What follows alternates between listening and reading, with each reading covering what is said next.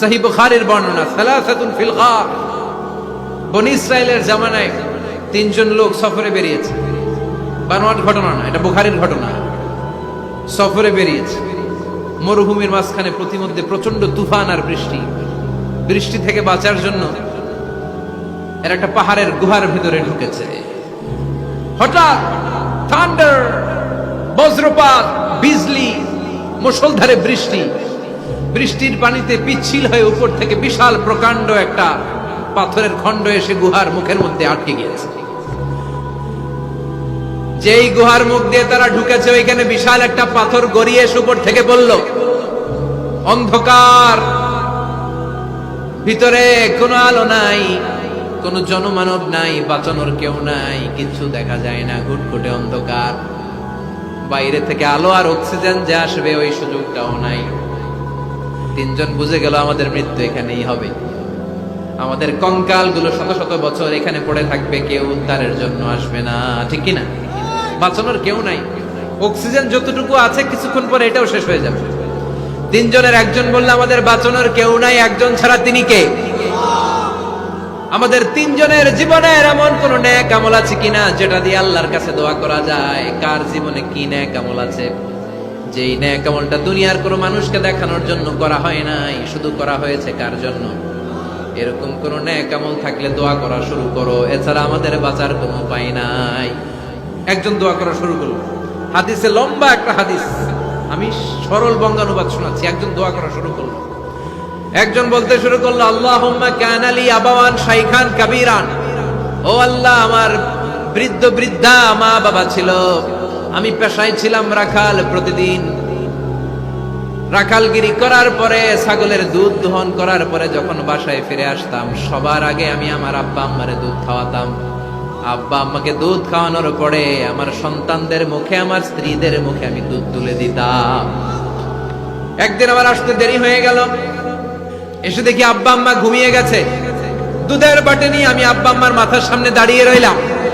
মনে মনে ভাবলাম, আব্বা আম্মা যখন ঘুম থেকে জাগবে, আব্বা আম্মারে আগে আমি দুধ খাওয়াবো, তারপরে ছেলে মেয়েরে খাওয়াবো, স্ত্রীদেরকে খাওয়াবো। দাঁড়িয়ে রইলাম, আমার ছেলে মেয়েরা এসে আমার কাছে বলল, আব্বা খাবার দাও, আমি দেই নাই।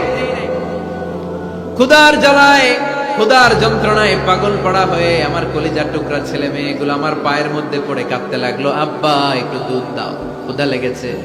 ও আল্লাহ, আমি দেই নাই। ফজর পর্যন্ত দাঁড়িয়ে রইলাম। ফজরের সময় যখন আব্বা আম্মা ঘুম থেকে উঠলেন, সবার আগে আব্বা আম্মারে দুধ খাওয়ালাম, তারপরে ছেলে মেয়েদের মুখে তুলে দিলাম। ও আল্লাহ, ও আল্লাহ, ওই দিনে সারা রাতটা আমি দাঁড়িয়ে আব্বা আম্মার জন্য যে দাঁড়িয়েছিলাম, দুনিয়ার কাউরে দেখানোর জন্য নয়, শুধু তোমারে খুশি করার জন্য। ওই রাতের ইবাদতটা যদি তোমার কাছে পছন্দ হয়, বা ফাররিজ আন্না মা নাহনু ফি, আজকে যেই বিপদে আমরা আছি, বিপদ থেকে তুমি বাঁচাও। বলার সাথে সাথে 1/3, 1/3 পাথরটা ডান দিকে সরে। সুবহানাল্লাহ পড়বেন না?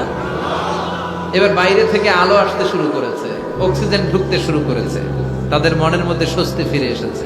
এবার দ্বিতীয় জন দোয়া শুরু করলো, আল্লাহ, আমার এক চাচাতো বোন ছিল, এত সুন্দরী, আমার জীবনে এত সুন্দরী নারী আমি দেখি না, এত সুন্দরী নারী। ওয়া কুনতু উহিব্বুহু বিআশাদ্দি মা ইউহিব্বুর রিজাল আন-নিসা, একজন পুরুষ একজন নারীকে যত ভালোবাসতে পারে, আমি ঠিক ততটা ভালোবাসতাম আমার এই সুন্দরী কাজিনকে, চাচাতো বোনকে। কিন্তু আমার মনের কথা আমার চাচাতো বোনরা আমি বুঝাতে পারি নাই। একদিন লজ্জা শরমের মাথা খেয়ে চাচাতো বোনরা আমি বললাম, তোরে আমি বড্ড ভালোবাসি, একান্তে আমি তোরে চাই। চাচাতো বোন বলল, এত এত স্বর্ণ মুদ্রা যেদিন জমাতে পারবা ওই দিন আমারে পাবা। এবার আমি স্বর্ণ মুদ্রা জমাতে লাগলাম। জমাতে জমাতে জমাতে জমাতে বছর শেষে স্বর্ণ মুদ্রার থলে নিয়ে চাচাতো বোনের হাতে দিলাম। চাচাতো বোন আমার অপকর্মে রাজি হয়ে গেল। গোপন একটা রুমের ভেতরে আমরা ঢুকলাম, দুইজনেই জামা কাপড় খুলে নেকেড হলাম, জিনা করব, পাপ কাজ করব। একেবারে ফাইনাল ডেস্টিনেশন আমরা চলে গেলাম।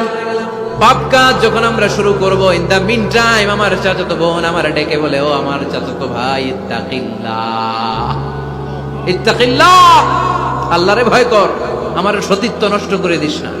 আল্লাহ ওই মুহূর্ত থেকে ফিরে আসা কোনো পুরুষের পক্ষে সম্ভব ছিল না।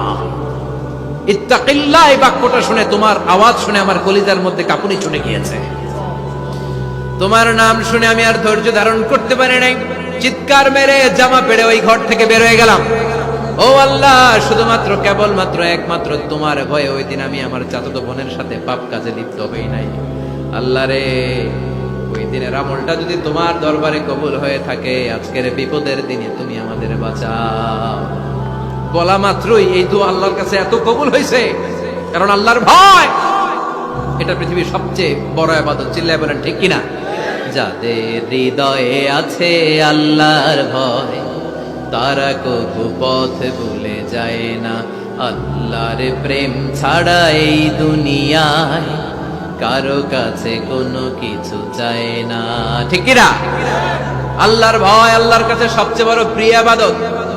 আল্লাহর কাছে দোয়াটা এত পছন্দনীয় হয়েছে, মুহূর্তের মধ্যে 2/3 পাথরটা গুহার মুখ থেকে ডান দিকে সরে যায়। 2/3 পাথর এখন সরে গিয়েছে।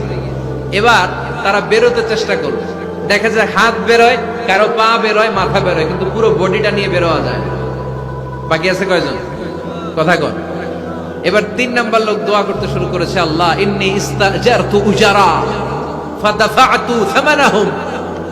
আল্লাহ, আমি অনেকগুলো শ্রমিক ভাড়া করেছিলাম, তাদেরকে দিয়ে কাজ করিয়ে তাদের ঘাম শুকিয়ে যাওয়ার আগে প্রত্যেকটা শ্রমিকের পারিশ্রমিক আমি দিয়ে দিয়েছি। সবগুলো শ্রমিক আমার কাছ থেকে পারিশ্রমিক বুঝে নিয়েছে, একজন ছাড়া। একজন না নিয়ে চলে গেছে। তার টাকা তারে আমি বুঝাই দিতে পারি নাই। তার রেখে যাওয়ার টাকা দিয়ে আমি কয়েকটা ছাগল কিনলাম। ওই ছাগল পালতে পালতে বাচ্চা দিল, আরো বাচ্চা দিল, দিতে দিতে বিশাল ছাগলের ডেইরি ফার্ম বানালাম। 1 যুগ পরে ওই শ্রমিক এসে বলে, হে আমার মালিক, 12 বছর আগে তোমার কাছে কাজ করেছিলাম, টাকা কিন্তু নেই নাই, টাকা দাও। আমি বললাম, ওই যে বিশাল ছাগলের বড় একটা ডেইরি ফার্ম দেখা যায়, পুরো ডেইরি ফার্ম তোমার, ডেইরি ফার্মটা তুমি নিয়ে যাও। শ্রমিক আমারে বলতে লাগলো, তাস্তাজিউ মিন্নি, আমার সাথে ঠাট্টা করো নাকি? একদিনের পারিশ্রমিক দিয়ে ডেইরি ফার্ম হয় নাকি? যতটুকু টাকা তোমার কাছে আমি 12 বছর আগে পেতাম, ততটুকু দিলেই চলবে। তারে আমি বুঝিয়ে বললাম, তোর টাকা দিয়ে ছাগল কিনেছি, ছাগলের ব্যবসা করে ডেইরি ফার্ম বানিয়েছি, একটার পর একটা ছাগল বাচ্চা দিতে দিতে আজকে হাজার হাজার ছাগলের এই ডেইরি ফার্ম, পুরো ডেইরি ফার্মটা আমি তোরে দিয়ে দিলাম। বলা মাত্র ওই শ্রমিকটা ডেইরি ফার্ম নিয়ে চলে গেল। মাবুদের ওই কঠিন বিপদের দিন সে শুধু দাবি করেছিল তার পারিশ্রমিক, তার পারিশ্রমিকের টাকা তার হাতে দিলে সে খুশিতে বাকবাকুম, কিন্তু তার বদলে পুরো ডেইরি ফার্মটা আমি তার হাতে তুলে দিয়েছি একমাত্র তোমার সন্তুষ্টির জন্য। ওই দিনের আমলটা যদি তোমার দরবারে একটুও ভালো লেগে থাকে রে মাওলা, আজকের কঠিন বিপদ থেকে বাঁচাও।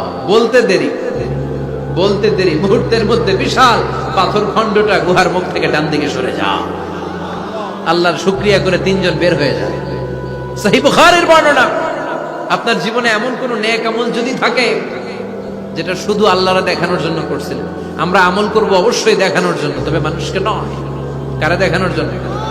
আমাদের সব দেখানো হবে একজনকে। চিল্লায় বলেন, তিনি কে? দোয়া করলে যে কবুল হয় বিশ্বাস হয় মুসলমান?